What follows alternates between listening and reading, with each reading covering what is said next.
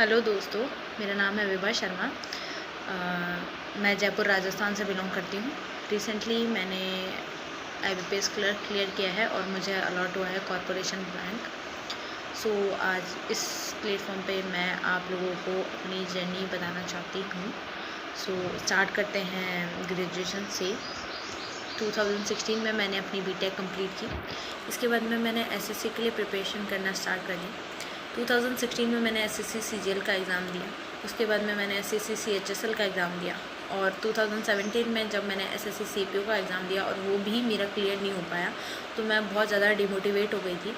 और उसके बाद में मैंने यही सोचा कि मुझे राजस्थान का एग्ज़ाम देना चाहिए और उस टाइम राजस्थान हाई कोर्ट का एग्ज़ाम निकला था और मैंने उसके लिए प्रिपरेशन करना स्टार्ट कर दिया और वो पेपर मेरा अच्छा हुआ था। और उस पेपर को देके मैं इतनी ज़्यादा ओवर कॉन्फिडेंट हो गई कि मैंने अब सीजीएल की तैयारी स्टार्ट की ही नहीं।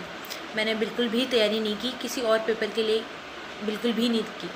फिर उसके बाद में जब इसका रिज़ल्ट आया हाई कोर्ट का और मैं कुछ मार्क्स से रह गई, तो मुझे बहुत ज़्यादा दुख हुआ और मैं बहुत ज़्यादा डिमोटिवेट हो गई थी उस टाइम कि अब मेरे हाथ में ना तो सीजीएल था ना ही कुछ और था। और फिर मेरे घर वालों ने, मेरी मम्मी ने, मेरे पापा ने मुझे समझाया, मेरे दोस्तों ने समझाया कि आप दोबारा से स्टार्ट करो, आपके पास टाइम है और आप कर सकते हो।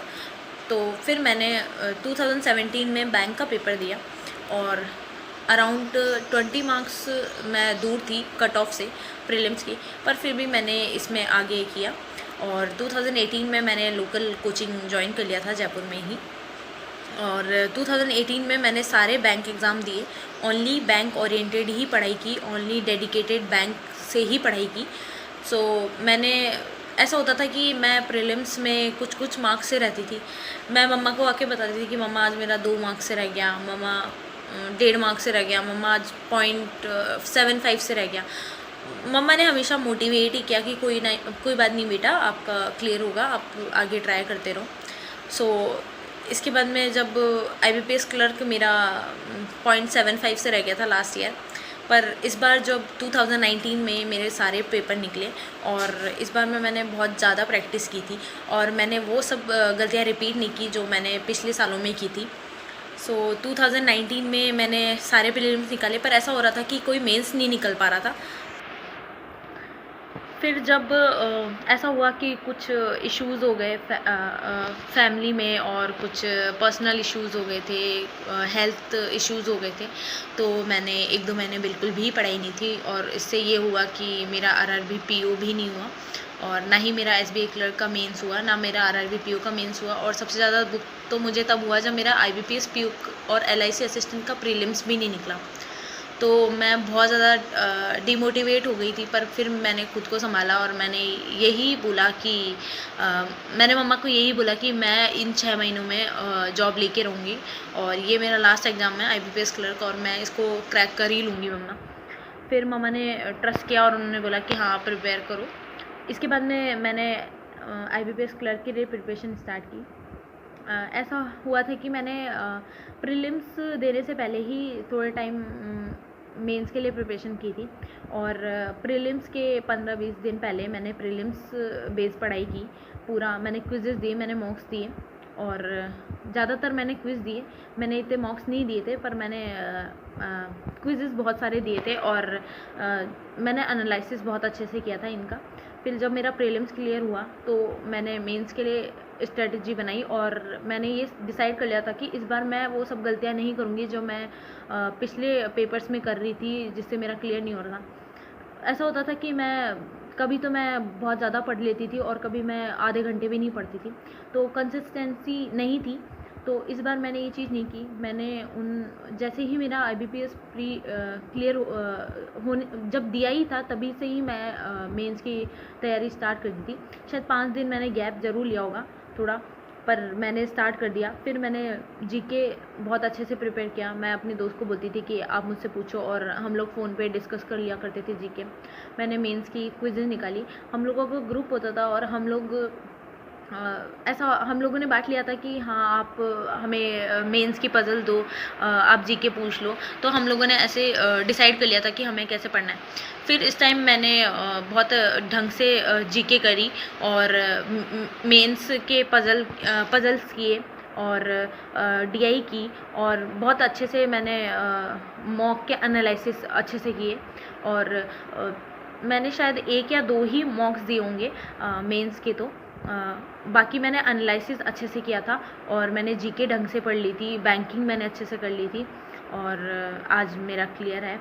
सो मैं सर को थैंक बोलना चाहूँगी। जब भी मैं डिमोटिवेट होती थी तो सर का कोई वीडियो आ जाता था और मैंने सर को तब से फॉलो किया जब सर की खुद की भी जॉब नहीं थी और जब सर की जॉब लगी थी और कई लोग नेगेटिव कमेंट करते थे तो सर यही बोलते थे कि कोई ना, आज आरआर भी हैं, कल कुछ और अच्छा होगा और सर फिर एसबीआई में भी लगे। और तो मुझे ये लगता था कि जब सर कर सकते हैं तो मैं भी कर ही सकती हूँ। सो मैं उन लोगों को बोलना चाहूँगी जिन लोगों का नहीं हुआ। तो ऐसा मेरे साथ भी हुआ है कि मेरा भी बहुत बार एग्ज़ाम नहीं निकला और मेरे साथ जो भी प्रिपरेशन करते थे वो लोग सेलेक्ट हो जाते थे और वो लोग मजाक में ही बोल दिया करते थे कि तू क्या कर रही है, कब क्लियर करेगी या फिर कब तक बेवकूफ़ बनाएगी घर वालों को। तो हंस के मैं टाल दिया करती थी पर फिर ऐसा लगता था कि हाँ यार सही बात तो सही है कि कब तक अपन बैठे रहेंगे। सो मैंने एक चीज़ थी कि मैंने ये सोच लिया था कि मेरे को क्रैक तो करना ही है और ऐसा है कि डेली पढ़ना ज़रूरी है। आप ऐसा नहीं होना चाहिए कि आप 10 दिन पढ़ रहे हो फिर 20 दिन नहीं पढ़ रहे हो, फिर 10 दिन पढ़ रहे हो, फिर 20 दिन नहीं पढ़ रहे हो। ऐसा मैंने किया है, इसलिए मैं बोल सकती हूँ ऐसे क्रैक नहीं होता है। मेरे कई दोस्त हैं जो 10 दिन पढ़ते हैं, 20 दिन नहीं पढ़ते हैं और फिर बोलते हैं कि यार मैंने तो बहुत मेहनत की है और मेरा नहीं हो रहा। तो जब भी मैं फ़ेल हुई तो मेरे को ये पता था कि मेरी कुछ कमी थी, इसी वजह से मैं फ़ेल हुई। तो उस चीज़ को एक्सेप्ट करना चाहिए कि हाँ भाई आपकी ये चीज़ में गलती है और आप इस चीज़ को सुधारेंगे तभी आप क्लियर करेंगे। तो ये बोलना चाहूँगी मोटिवेट रहिए, आपका भी क्लियर होगा। और एडवांस में कॉन्ग्रेचुलेट करना चाहती हूँ मैं क्योंकि आज क्लियर नहीं हुआ तो कल क्लियर होगा। तो और इतना बोलना चाहूँगी कि अपने बारे में कभी बुरा मत सोचिए और कभी मत सोचिए कि हमारा नहीं होगा, कि बुरा सोचने के लिए कई लोग ऑलरेडी बैठे हैं वहाँ पे। तो अपने लिए हमेशा पॉजिटिव रहिए और सर को मैं थैंक्स बोलना चाहूँगी कि सर ने हमेशा मोटिवेट किया। सर की कई वीडियो तो मैंने डाउनलोड करके रख रखी थी कि हाँ जब भी मैं डिमोटिवेट होती थी तो मैं वीडियो देख लिया करती थी। और अभी भी जो सर के वीडियो थे लास्ट की, हाँ ये फ़ोन है, ये आपके मम्मी पापा का भरोसा है कि आप इस फ़ोन में क्या करते हो, आपको फ़ोन पढ़ने के लिए दिया गया है, आप इसमें पढ़ाई करते हो या फिर आप इसमें गेम खेल रहे हो। सो यही बात है। और ऐसा बोलना चाहूँगी कि मैंने सोशल मीडिया का मैं बोलना चाहूँगी कि आप इतना भी कट मत हो जाइए। कुछ और अच्छे दोस्त बनाइए। ऐसे दोस्त होने चाहिए जो आपको मोटिवेट करें, ऐसे भी दोस्त नहीं होने चाहिए जो खुद भी ना पढ़ते हों और आपको भी ना पढ़ने दें।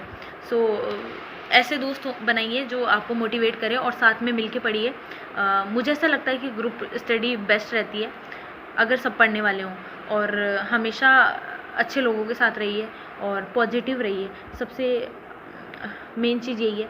और बस यही बोल के मैं थैंक्स करना चाहूँगी और मैं सर को थैंक्स करना चाहूँगी और मैं अपने मम्मी पापा को थैंक्स करना चाहूँगी और स्पेशली मैं अपनी मम्मी को थैंक्स करना चाहूँगी। उन्होंने हमेशा मुझ पर ट्रस्ट किया है। कभी कभार गुस्सा भी हो जाती थी और बट फिर भी उन्होंने हमेशा ट्रस्ट किया कि नहीं बेटा आप पढ़ो, मैं आपके साथ हूँ। बस यही बोलना चाहूँगी मेरी फैमिली, मेरे फ्रेंड्स जिन्होंने मुझे सपोर्ट किया इस जर्नी में, और सर के और सब लोगों के आशीर्वाद से मैं आगे एसबीआई भी क्रैक करूँगी, आई होप सो। और सब लोगों को ऑल द बेस्ट, सब प्रिपरेशन करते रहिए। Thank you.